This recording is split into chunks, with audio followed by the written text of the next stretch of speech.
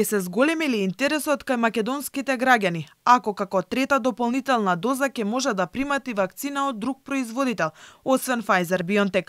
Во Македонија започнува кампања за трета доза вакцина против COVID-19 за ризичните групи и лицата над 65 години.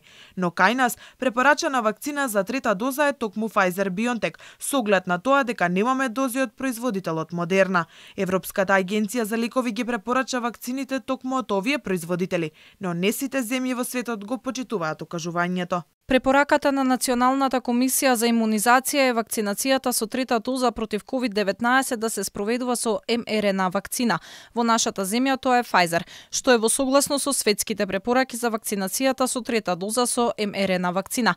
Доколку лицата вакцинирани во странство се вакцинирани со вакцината на Pfizer како трета доза, применетата вакцина може да се евидентира во системот за евиденција на Мој термин. Властите во Србија беа првите во регионот уште во септември и одлучија да им остават избор на граѓаните со која вакцина ќе го засилат имунитетот. Од како су кренуле да се дају све 4 вакцине, најтеженije су Sinopharm и Pfizer вакцина.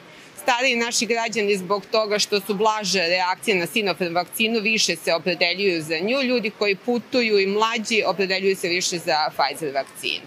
Videli ste ovde, nije velika gužva, ali sve vreme imamo te protok ljudi. Od kako smo krenuli sa trećim dozom, aplikovano je više od 17.000 vakcina na ovom punktu. Сите целосно имунизирани бустер дозата може да ја примат по 180 дена од второто вакцинирање.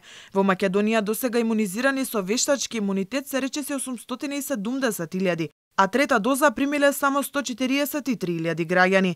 Првиот човек на Комисијата за заштита од заразни болести вели проблемот не е кај граѓаните, туку кај стручните лица, кои не успеале да му објаснат на населението дека вакцините се најдобар излез од пандемијата со COVID-19.